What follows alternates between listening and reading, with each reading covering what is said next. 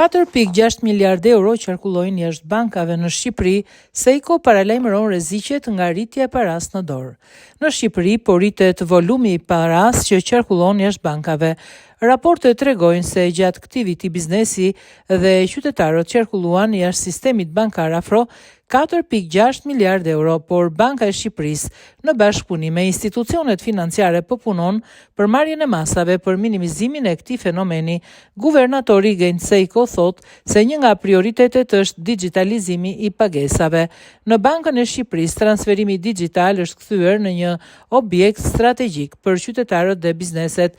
Integrimi në SEPA përkthehet në pagesa më të shpejta drejt Europës, koston më të ulës, standarde të larta sigurie dhe më shumë mundësi për tregti, investime dhe shërbime digjitale.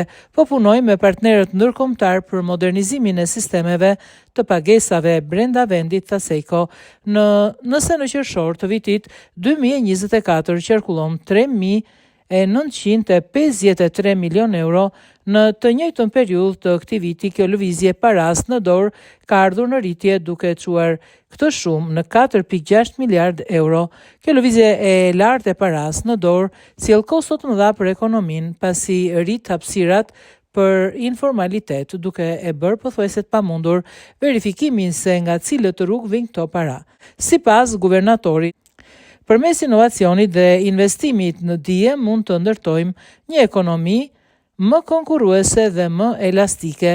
Përgatitja e brezave të rinj që kuptojnë ekonominë digjitale, financat moderne, rolin e të dhënave dhe sfidat e tranzicionit të gjelbërt është një investim me efekt shumë palësh për ekonominë dhe shoqërinë, është shprehur guvernatori. Guvernatori Seiko tha se kur transformimi teknologjik zhvillohet me ritme të jashtëzakonshme, vendet ka nevojë për strategji të reja zhvillimi që ndërthurin dijen, inovacionin dhe teknologjinë me politikat publike dhe zhvillim të kapitalit njerëzor.